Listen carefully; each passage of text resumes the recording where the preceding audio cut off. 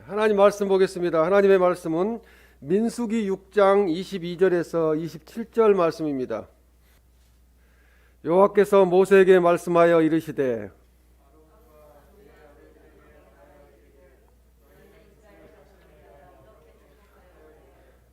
여호와는 내게 복을 주시고 너를 지키시기를 원하며 여호와는 그 얼굴을 내게로 향하여 드사 평강 주시기를 원하노라 할지니라 하라. 같이 내 이름으로 이스라엘 자손에게 축복할지니 내가 그들에게 복을 주리라. 아멘. 저는 오늘 하나님의 은혜와 평강의 복이라는 제목으로 하나님의 말씀을 전하겠습니다. 카놀 산도스라는 사람이 있는데요. 이 카놀 산도스는 나이 60살에 사업을 하다가 파산을 했습니다. 그는 수백만 달러의 빚을 지게 되었고, 빚을 진 그 결과로 너무 고통스럽고 몸이 아파서 힘들어서 병원에 입원하게 되었습니다. 이제 나이도 먹을 만큼 먹었고 나이 먹고 파산을 했으니 다시 재기할 수 없다는 그런 심정을 가지고 되니까 그는 이제는 삶의 의미가 없다, 그냥 죽는 게 낫겠다 하는 생각을 하게 되었습니다. 그때 어디선가 찬송가 382장의 찬송가가 들려오게 되었습니다. 우리 다 같이 찬송가 382장 1절 말씀을 같이 하시겠습니다. 우리 평상시에 많이 불렀던 찬송인데요.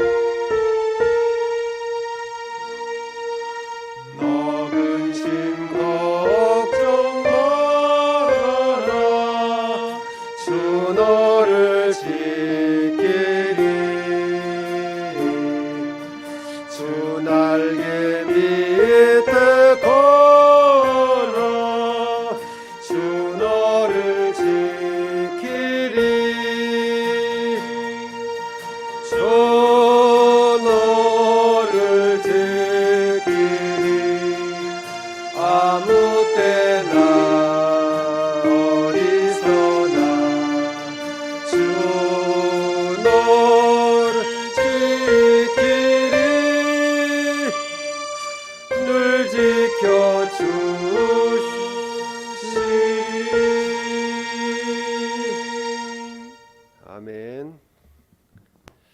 평상시에 많이 불렀던 찬송인데요. 이 간증을 보면서 들으면서 이 찬송을 다시 부르니까 그 산도스라는 그 사람의 그 입장을 이해하게 되고 또 그때 상황을 좀 돌아볼 수가 있게 됩니다.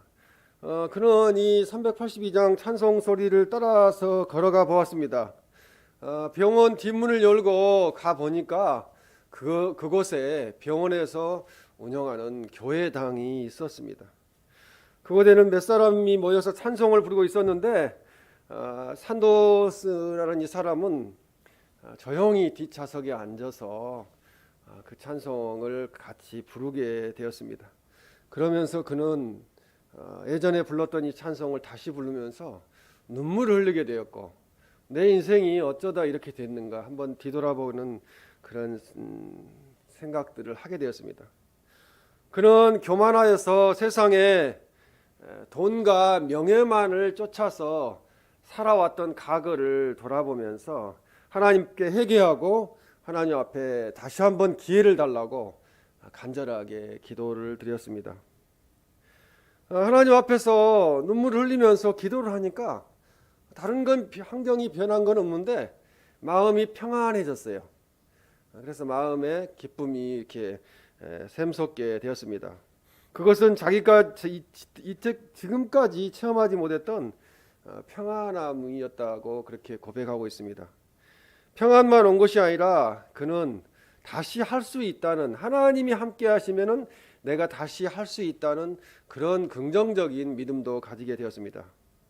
지금까지는 인생을 혼자 살려고 노력했습니다. 자기 생각대로 하면은 될 걸로 생각하고 살아왔습니다. 그러나 이제는 하나님께서 함께하여 주시옵소서, 이제부터는 하나님 위해서, 하나님 영광을 위해서 살겠습니다라고 기도를 했습니다. 그는 다시 사업을 시작하기로 했습니다. 근데 가진 게 하나도 없으니까요. 뭘 자산이 있어야, 자본금이 있어야 사업을 시작하는데 돈이 없다 보니까 쓰레기를 수거해서 치우는, 또 거기서 분리해서 그걸 판매하는 그런 일부터 시작했습니다. 그런 돈이 어느 정도 모아지자 통닭집을 운영하게 되었습니다. 그 통닭집을 운영하는데 정성껏 기도하면서 잘 이렇게 튀겨서 손님들한테 공급을 하다 보니까 소문이 나가지고 이 산도스 치킨이 잘 되어서 자기가 체인점을 만들고 이제 미국 전역에 이렇게 체인점을 통해서 공급하는 그런 큰 회사로 성장하게 되었습니다. 그러다 보니 너무 인기가 있으니까 이 산도스 치킨이 많은 사람들에게 알려지게 되었고요. 그는 모든 것을 회복하고 다시 하나님 안에서 모든 사업을 성공적으로 이끌어가는 그가 되었습니다. 그는 60세에 넘어져 파산하고 빚 가운데 있어서 자살하려고 생각했던 사람이었습니다. 그는 그러나 다시 믿음으로 기도하면서 회사를 경영하여서 성공한 사람이 되었고 회복하는 역사를 이루었습니다. 복은 사람들이 주는 것이 아닙니다. 복은 하나님께서 우리에게 주시는 것입니다. 복을 주시는 분은 하나님 한 분 외에는 없다는 거죠. 사람도 도와줄 수는 있습니다. 그러나 복을 주는 사람은 없습니다. 그래서 하나님은 복을 주시는 분이시고 복을 또 시행하는 분이시고 또 베푸시는 분이십니다. 그래서 하나님은 복을 내리시는 절대자이십니다. 과거에는 자기 노력으로, 내 힘으로, 내 능력으로 살았다 할지라도 이제는 하나님과 더불어서 하나님이 주시는 은혜로, 하나님이 공급해 주시는 능력으로, 하나님께서 주시는 복으로 살아가는 우리들이 되시기를 주님의 이름으로 축원합니다. 우리들이 새해 복 많이 받으세요라고 인사하는 것은 축복하는 인사입니다. 진심으로 복을 많이 받기를 원합니다. 그렇게 복을 빌어주는 것입니다. 그러나 그 축복에 응답하시고 복을 주시는 분은 하나님이십니다. 그래서 우리들은 이미 많은 복을 받았습니다. 그 중에 가장 큰 복은 구원받아서 하나님의 자녀가 되고 천국을, 영원한 천국을 유업으로, 기업으로 받았기 때문에 우리는 이미 복을 많이 받은 성도입니다. 하나님은 우리들에게 모든 신령한 복 주시기를 기뻐하시는 참 좋으신 우리의 아버지 하나님이십니다. 그래서 에베소 1장 3절에 보면은 찬송하리로다 하나님 곧 우리 주 예수 그리스도와 그리스도의 아버지께서 그리스도 안에서 하늘에 속한 모든 신령한 복을 우리에게 주시되, 이렇게 말씀합니다. 하늘에 속한 모든 하나님이 주시는 신령한 복들을 우리에게 주신다는 거죠. 우리가 받은 복을 세어보면요, 많은 복을 받았습니다. 우리에게 복 주시기를 기뻐하시는 하나님으로부터 우리가 매일 넘치는 복을 받기 위해서는 우리가 하나님의 말씀대로 살아야 합니다. 그래서 오늘 민수기 6장 22절에 이렇게 말씀합니다. 여호와께서 모세에게 말씀하여 이르시되, 23절에 아론과 그의 아들들에게 말하여 이르기를 너희는 이스라엘 자손을 위하여 이렇게 축복하여 이르되, 이렇게 말씀합니다. 하나님은 모세를 통해서 아론과 그 아들들에게 축복권을 주셨습니다. 우리는 요즘 이제 다 왕 같은 제사장이니까 우리 모두가 다 축복권을 가지고 있어요. 그러니까 우리 자녀들에게도 좋은 말만 해야 됩니다. 너는 잘 될 거야. 지금은 어렵지만, 지금은 힘들지만 너는 하나님의 아들이기 때문에, 하나님의 딸이기 때문에 미래가 있고 너는 잘 될 것이다. 축복하시고, 또 목회자인 저도 우리 성도님들을 축복하고, 우리 성도님들도 저를 축복하고, 또 우리 각각 성도님들을 향하여 축복하면은 하나님께서 그 축복이 그 받는 분에게도 임하지만 축복을 빌어준 그 기도자에게도 임한다는 것입니다. 본문 말씀을 통해 하나님께서는 아론의 축복권으로 축복하면 복을 내려주시겠다고 약속을 하셨습니다. 우리에게도 은혜와 평강 주시기를 주님의 이름으로 축원합니다. 첫 번째로 하나님께서 지키시고 보호하시는 복을 주신다는 거죠. 저는 2021년 올해 우리 사랑숲 가족 모두에게 또 아는 지인들에게까지 하나님이 지키시고 보호하시는 복을 내려주시기를 주님의 이름으로 축원합니다. 민수기 6장 24절에 여호와는 내게 복을 주시고 너를 지키시기를 원하며 이렇게 말씀합니다. 여기서 복은 축복하다는 말입니다. 하나님을 송축하다는 뜻을 갖고 있고요. 무릎을 꿇다, 은혜로 복 주시다, 또 풍성하게 주시다는 뜻을 가지고 있습니다. 그렇기 때문에 축복하는 것의 의미는 어마어마하게 큰 것을 갖고 있죠. 우리가 그냥 축복합니다 한마디에 이 하나님을 송축하고 무릎을 꿇게 되는, 하나님 앞에 무릎을 꿇고 겸손한 모습, 그리고 은혜로 복 주시고 풍성하게 하는 의미가 다 함축되어 있다는 것입니다. 그래서 이것은 영적인 축복과 번영을 이야기합니다. 우리는 이미 영적인 축복을 많이 받았고요. 이 땅에서도 하나님께서 복을 주시면 또 번영하게 잘 되게 된다는 말씀입니다. 잠언 3장 6절에 너는 범사에 그를 인정하라, 그리하면 내 길을 지도하시리라, 이렇게 말씀합니다. 제가 오늘 아침에 교회 차에다 뭘 하나 부착했는데, 아까 여기 앉아서 딱 생각이 떠오르는데 잘못 부착했구나, 그런 생각이 들어요. 그 사람은 나이가 먹고 경험이 있어도 실수라는 것을 해요, 계속. 인간은 어리석다는 거죠. 그렇기 때문에 하나님을 인정해야 된다는 거죠. 하나님을 찾고 인정을 해야 하나님이 그 길을 지도하신다는 것입니다. 하나님은 먼저 하나님을 찾고 하나님의 권위를 인정하는 성도에게 지키시고 보호하시는 복을 주신다는 말씀입니다. 잠언 16장 3절에도 너의 행사를 여호와께 맡기라, 그리하면 내가 경영하는 것이 이루어지리라, 그렇게 말씀합니다. 올해 2021년에도 우리의 모든 일들을 하나님께 맡겨야 됩니다. 우리 생각으로 하면요, 실수가 많고요, 잘못된 길로 갈 수가 있어요. 우리들의 모든 일을 하나님께 맡기면 하나님께서 인도해 주시고 우리를 더 좋은 길로 인도하시며 복을 내려 주신다는 말씀입니다.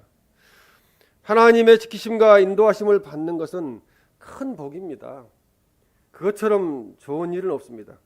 하나님께서는 광야의 이스라엘 백성들을 뜨거운 태양에서 지켜주셔서 낮에는 구름 기둥으로, 밤에는 불 기둥으로 인도하셨습니다. 보호하셨습니다.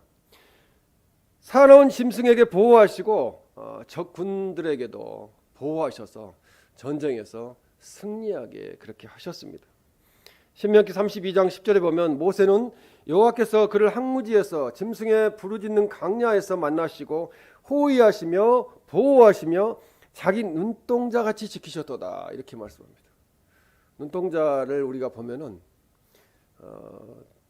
어떤 위험 요소가요 오면은 눈꺼풀이 어떻게 됩니까? 자동으로 덮이잖아요. 왜 자동으로 덮입니까? 눈동자를 보호하기 위해서 덮이는 거죠. 자동이에요. 우리는 알 수도 없어요. 하나님께서도 우리가 모르는 순간에도 우리를 이 위험에서 지키시고 우리를 항상 보호하신다는 말씀입니다. 시편 121편 3절의 말씀에 보면 여호와께서 너를 실족하지 아니하게 하시며 너를 지키시는 이가 졸지 아니하시리로다. 군대에서 그 파수꾼들이 이렇게 경비를 쓰는데요, 경계 근무를 쓰는데 군인들도 새벽에 일어나가지고 서다 보면은 졸려요. 잠을 잘 수도 있어요. 그래서 철모를 깔고 최전방에서는 앉아가지고 조는 경우가 있는데요, 하나님은 졸지도 아니하시고 주무시지도 아니하신다는 거죠. 불꽃 같은 눈으로 우리를 항상 지켜 보호하신다는 말씀입니다. 우리가 지금 이렇게 살아가고 있는 것도 하나님께서 지켜주시고 보호해 주시기 때문에 그렇습니다. 이것이 바로 은혜입니다. 우리가 한 주간을 지내고 이 자리에 와서 앉아서 있을 수 있는 거, 또 우리가 집에 앉아서 인터넷 예배 드릴 수 있는 거, 이거 다 하나님의 은혜입니다. 우리는 늘 하나님께 기도하고 하나님의 보호를 받으며 하루하루를 살아야 합니다. 하나님의 은혜 가운데 거할 수 있기 때문에 그렇습니다. 시편 127편 1절에 이렇게 말씀합니다. 여호와께서 집을 세우지 아니하시면 세우는 자의 수고가 헛되며 여호와께서 성을 지키지 아니하시면 파수꾼에 깨어 있음이 헛되도다.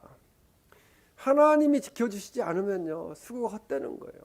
하나님이 지키지 아니하시면은 깨어 있어도 헛되다는 거죠.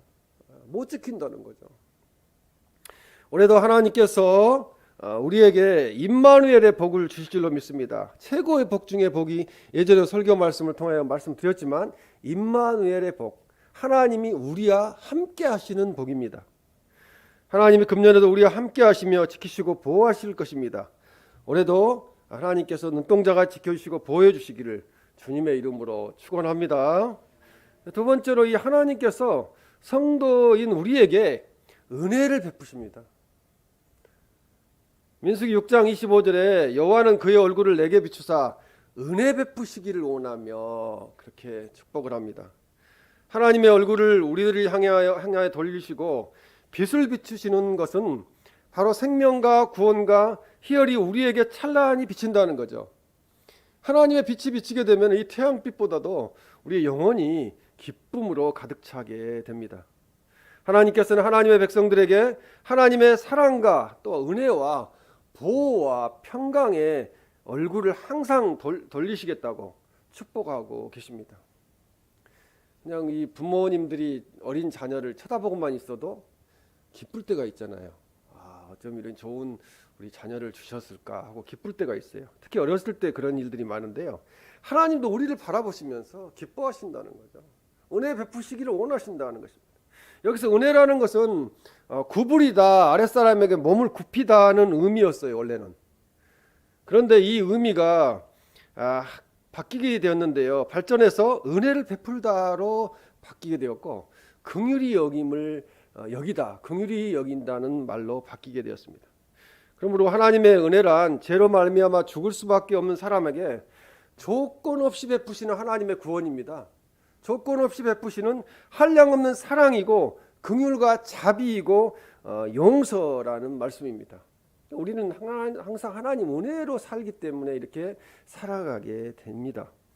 오늘도 우리도 이 은혜로 말미암아 살아왔고 또 살아가고 있으며 미래에도 하나님의 은혜로 살아가게 될 것입니다. 출애굽기 33장 19절에 여호와께서 이르시되 내가 모든 선한 것을 내 앞으로 지나가게 하고 여호와의 이름을 내 앞에 선포하리라. 나는 은혜 베풀 자에게 은혜를 베풀고 긍휼히 여길 자에게 긍휼을 베푸느니라. 그렇게 말씀합니다. 우리는 은혜 베풀 자, 하나님께서 은혜 베푸시기로 생각하고 은혜를 베푸시는 걸 받는 우리가 되시길 바랍니다. 시편 103편 8절에도 여호와는 긍휼이 많으시고 은혜로우시며 노하기를 더디하시고 인자하심이 풍부하시도다. 긍휼이 많으시다는 거죠. 은혜로우시다는 것입니다. 그래서 하나님은 은혜의 하나님이십니다. 그 은혜 가운데 우리가 살아가고 있습니다. 감사한 일입니다. 죄값으로 죽을 수밖에 없는 우리를 예수님께서 십자가에 죽으심으로 죄를 용서하시고 우리들을 구원하여 주셨습니다. 절망 속에서 살 수밖에 없었던 우리에게 은혜를 베풀어 주셔서 진리 안에서 자유를 누리게 해 주셨습니다. 사무엘상 15장 22절에 사무엘이 이르되 여호와께서 번제와 다른 제사를 그의 목소리 청종하는 것을 좋아하신 것 같이 좋아하시겠나이까 순종이 제사보다 낫고 듣는 것이 순양의 기름보다 나으니라고 말씀합니다.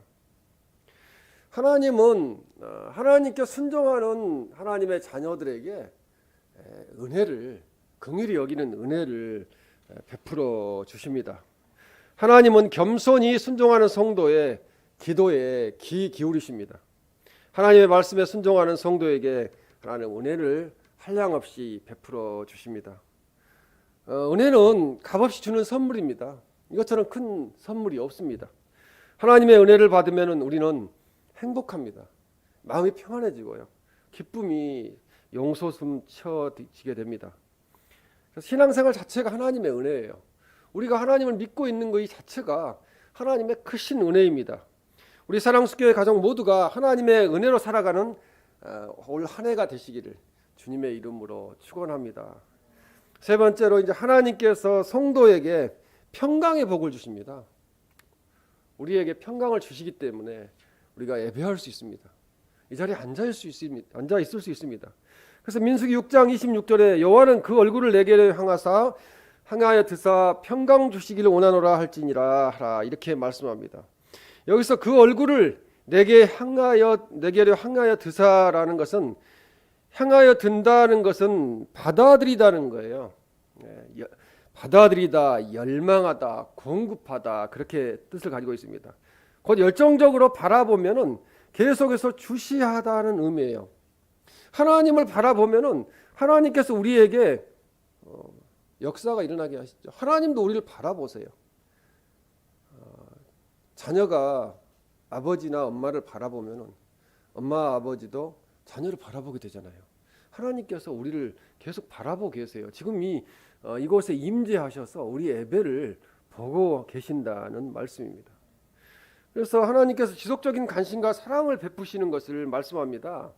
그냥 조금 관심 갖고 주시는 것이 아니고 계속 하나님 나라 가는 그날까지, 또 하나님 나라에서까지 영원토록 우리에게 관심을 가지시고 사랑을 베풀어 주십니다. 이 비추사라는 말씀은 이게 25절에 나왔는데요. 이 비추사라는 말씀보다 이 얼굴을 내게로 향하여 드사라는 말씀이 더 적극적인 행동을 말씀합니다. 그래서 하나님께서 특별히 우리에게 특별한 관심을 가지고 주의롭게 이렇게 우리 주시하고 계속 바라본다는 말씀이에요. 하나님 은혜죠. 이처럼 하나님의 자녀된 우리는 하나님의 돌보심으로 말미암아 세상의 그 어떤 위협과 도전에도 능히 이길 수 있다는 거죠. 그걸 극복할 수 있다는 것입니다. 참 기쁨과 평안을 우리가 누릴 수 있다는 말씀입니다. 평강 주시기를 원하노라. 여기서 평강이라는 것을 우리가 잘 알잖아요. 샬롬, 이렇게 샬롬, 이스라엘 사람들이 인사할 때 샬롬이라고 인사하는데요. 이 샬롬이라는 뜻은 안전하다는 거예요. 행복하다는 거예요. 그리고 건강하다는 거예요. 또 번창하기도 하고요, 평안하다는 거고 우정을 의미하기도 합니다. 그 샬롬이라는 그 뜻이 많은 뜻을 가지고 있는 거죠. 이것은 단순히 전쟁이나 불화가 없는 상태를 말하는 것이 아니고요, 또 적막한 평화를 의미하지도 않고 기쁨과 생의 한이가 샘솟듯 솟아오르는 역동적인 그런 평화를 의미합니다. 이 평강은 모든 기쁨과 복의 근원이신 하나님께로부터 나오는 거죠. 사람이 줄 수 없는 것입니다. 하나님의 축복의 최고 절정이 바로 평강입니다. 가장 큰 열매이기도 하고요. 하나님께서는 평화를 선포하시고 평화의 실체이신 예수님 그리스도를 이 땅에 보내주셨어요. 이 땅을 평화롭게 하시기 위해서, 구원하시기 위해서 죄와 불의를 멸하시고 주님을 믿는 성도님들에게 평강을 주시기 위해서 주님이 이 땅에 오셨습니다. 평강은 하나님이 주시는 최고의 축복입니다. 우리 마음속에는 하나님의 평강이 있어야 합니다. 아무리 재산이 많아도, 또 모든 것을 가지고 있다 할지라도 마음에 평강이 없으면은, 또 아무리 높은 권력을 가지고 세상을 휘두른다고 해도 평안이 없고 평강이 없다면은 최고의 인기를 누리는 그런 인기 가수가 되고 연예인이 되어서 누린다 할지라도 그 마음속에 평강이 없으면요, 평화가 없으면은 아무 소용이 없다는 거죠. 아무것도 아니라는 것입니다. 하나님께서 주시는 평강의 축복을 우리 사랑속 가정 모두가 받으시기를 주님의 이름으로 축원합니다. 시편 29편 11절에 여호와께서 자기 백성에게 힘을 주시며 여호와께서 자기 백성에게 평강의 복을 주시리로다. 우리들에게 평강의 복을 주실 줄로 믿습니다. 예수님께서는 요한복음 14장 27절에 평안을 너희에게 끼치노니 곧 나의 평안을 너희에게 주노라. 내가 너희에게 주는 것은 세상이 주는 것과 같지 아니하리라. 너희는 마음에 근심하지도 말고 두려워하지도 말라. 그렇게 말씀합니다. 하나님을 믿는 성도에게는 마음속에 평안이 있습니다. 어떤 큰 일을 만나도 이미 그것이 끝난 일인데, 근데 자꾸 그것을 돌아보게 하는 것은 마귀가 하는 일이에요. 우리는 항상 하나님의 영역에 있지만 마귀가 우리를 유혹하는 영역 속에도 있습니다. 불안과 두려움, 걱정, 근심, 염려가 생기면 마귀가 나를 괴롭히는구나, 나의 평화를 깨지게 하는구나, 그걸 깨닫고 기도드려야 합니다. 아무리 태산같이 많은 문제가 쌓였다고 할지라도 하나님을 믿고 의지하면 하나님께서는 마음의 평강을 허락하시고 그 문제 자체를 해결하여 주십니다. 예수님은 풍랑 속에서도 평안하셨습니다. 이 갈릴리 바다의 풍랑을 만났을 때 모두가 두려워서 떨고 있었습니다. 그러나 예수님은 배 뒷부분에서 주무시고 계셨어요. 평안이 없으면 잠이 올 수가 없죠. 왜요? 당장 이렇게 위험한 상태이기 때문에 그렇습니다. 그러나 예수님은 주무셨다는 거예요. 폭풍 속에서도 하나님께서 죽고 사는 것, 생사를 주관하신다는 것을 아시기 때문에 그 믿음으로 그냥 평안하게 주무셨다는 거죠. 주님은 참 평화를 누리셨고 주님을 따르는 사람들에게 참 평안을 주셨습니다. 현재를 살아가는 우리에게도 우리가 믿음이 아니면은, 예수님이 아니고 하나님의 은혜가 아니면은 인생 참 힘들다 이런 생각을 할 때가 많지만 주님 안에 있기 때문에 평안을 누릴 수 있는 거죠. 내가 하나님의 자녀된 거 하나만으로도 나는 너무 기쁘고 너무 감사하다, 그런 마음을 갖게 됩니다. 민수기 6장 오늘 27절에 그들은 이같이 내 이름으로 이스라엘 자손에게 축복할지니 내가 그들에게 복을 주리라, 그렇게 말씀합니다. 신약 시대에 이 구약 시대의 제사장 아론의 역할을 홀로 감당한 거룩하신 분이 계시는데 그분이 영원하신 제사장이시고 왕이시고 선지자이신 예수님 그리스도이십니다. 그러므로 우리들은 오직 예수님 그리스도를 통하여 하나님의 축복을 받아 누릴 수가 있습니다. 그렇기 때문에 예수님의 이름으로 기도를 드리는 것입니다. 우리는 가장 많은 축복을 받은 사람입니다. 주님의 은혜를 깨닫는 것이 복의 출발점이기 때문에 그렇습니다. 아무리 많은 걸 가지고 있어도 하나님의 은혜라는 것을 깨닫지 못한다면 불행한 삶입니다. 축복에, 우리가 현재 받은 축복에 감사할 수 있다는 것은 또 다른 축복을 받는 지름길이 됩니다. 하나님께서 우리들에게 복을 주시고 지켜주시고 은혜를 베푸시고 평강 주시기를 주님의 이름으로 간절히 축원합니다. 아멘. 우리